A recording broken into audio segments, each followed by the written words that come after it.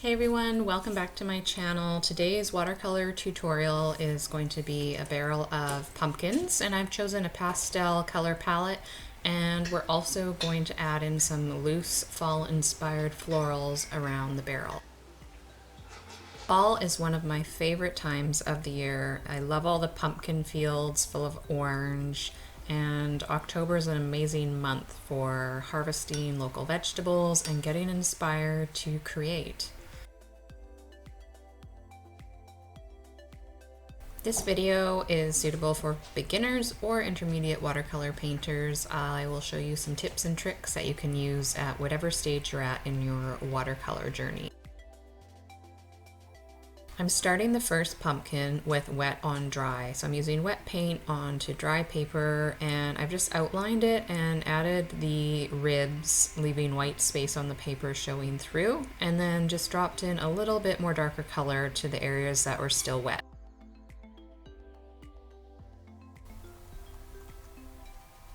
Now I'm just blending the paint that I put down a little bit. You can do this with a clean damp brush, and I'm using a #1 round brush just to get into those smaller spaces and make sure that I have the white still showing through.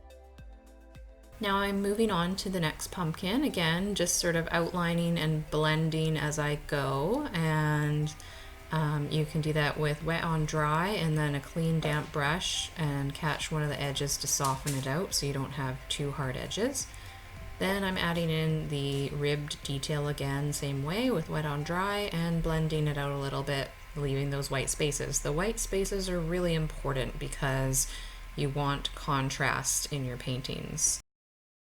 Now I've added a little bit of darker paint, and this is a purpley blue. I believe I used blue and added a bit of pink to it to get this tone. And I've just blended it a tiny bit, tidying up the edge with a paper towel, and I will leave that to thoroughly dry before I add more, and I'll move on to the next pumpkin, which is a lighter blue pumpkin. I'm just mapping in the last pumpkin the same way. This one, the top is obscured, so you can just see a little bit of the side sticking out. And I'm using the same color I used for the top pumpkin with a little bit of yellow added to make it more peachy. And again, leaving those white spaces, that's my #1 tip before I move on to the stems.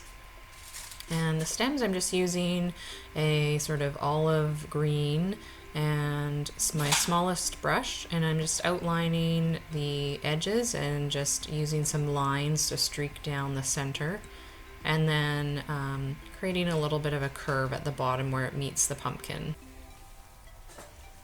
So I'm just going around and adding the rest of the stems, and just the same way, using a little cut space on the top, and then outlining the edges, and then adding just a few tiny lines in the middle with lots of white space to kind of replicate that ribbed texture you would get on a pumpkin stem.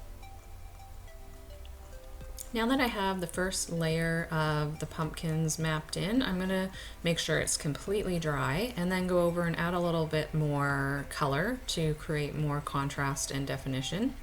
And I'm working wet on dry again, just taking the same colors and adding a bit to the bottom of each pumpkin and then blending it out with a clean damp brush. Now I am doing the same thing, wet on dry, and just defining the tops of the ribs on the pumpkins a little bit more.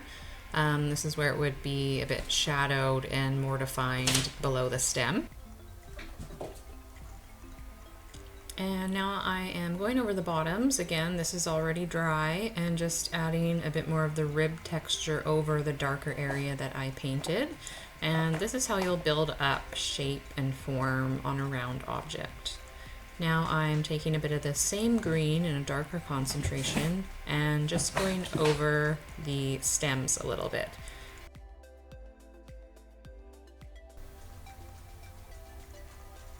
Now I'm starting on the barrel, and I'm doing the metal strips that would hold the wood together first. I've mixed a brown and a gray together, and I'm just done it wet on dry, leaving some little round areas for where the pins would go in. And Once I've done wet on dry, I go over and just blend it a little bit more, let it fully dry, add a little bit more definition just like I did on the pumpkins, and then I took a really small brush and went over a little bit around each pin to define it. After that, I'm moving on to the boards of the barrel, and I'm doing wet on wet for this, so I'm wetting each board first, then dropping in a lighter version of the same brownish gray with a little bit of blue mixed in to change the tone. And I'm skipping each board so that the boards don't blend into another. So if you're doing wet on wet, you want to not paint the area right next to it until it's dry.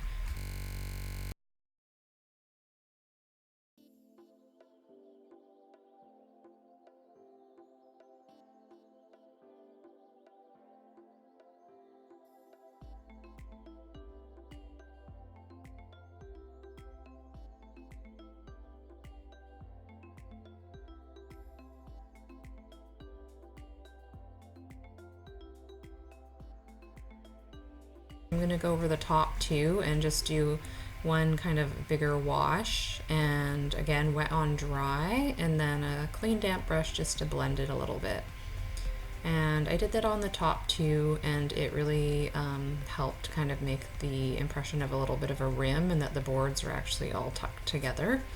Now I am working on the oak leaves, and I just did some really light sketches, kind of just ovals and circles of where I would place things for the florals that are surrounding the barrel. Because I'm using the loose watercolor technique for this, you really don't need a lot of detail, but I do find for me it's helpful to have light pencil lines for placement because it helps me with my composition.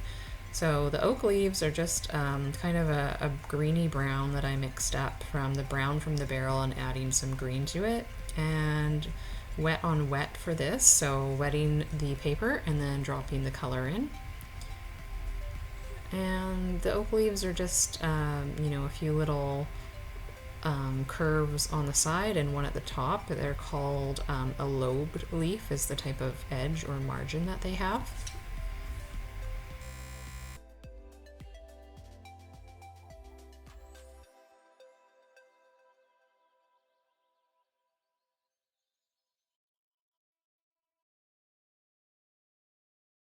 Moving on to the flowers, I'm just using a basic pink watered down to make it a bit lighter, and these are really basic flowers. I've just started at the center and just basically wiggled my brush around a little bit to make some petal shapes, 5 petal flowers, and these are kind of just decorative. I'm not, painting a specific species of flower at all. And what I'm just focusing on is making some of the pink flowers darker and some of them paler to get that contrast. So you can paint some with a fully loaded brush and then rinse your brush out and then paint another flower to get that darker and lighter look that really helps the painting come to life.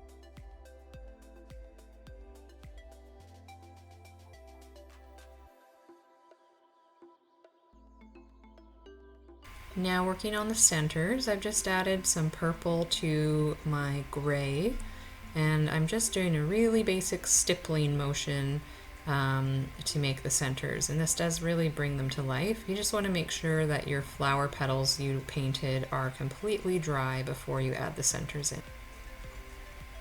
Now I'm adding some detail to the oak leaves, and I'm just doing a sort of medium green line down the middle for the midrib, and then a few just tiny marks here and there with my #1 round brush to indicate the little veins on the oak leaf. Now I'm just adding in a bit of botanical filler to round out the composition and make things look balanced, and I'm just using my 1-stroke painting method for this, so just wet on dry, a nice line to indicate a vine, and then just making some tiny little leaf shapes up and down, and it really does help to pull everything together in this painting.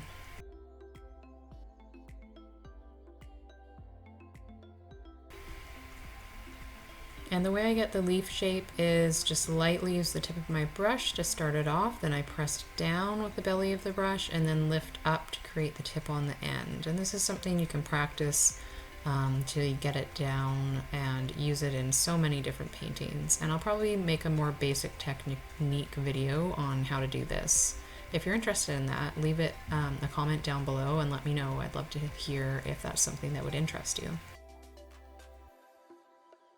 And the way I'm figuring out where to add these in is I have just made simple, really light pencil marks. So just one little pencil line indicating where I might like to put these so that I can erase and move the pencil line if I don't like the positioning of it.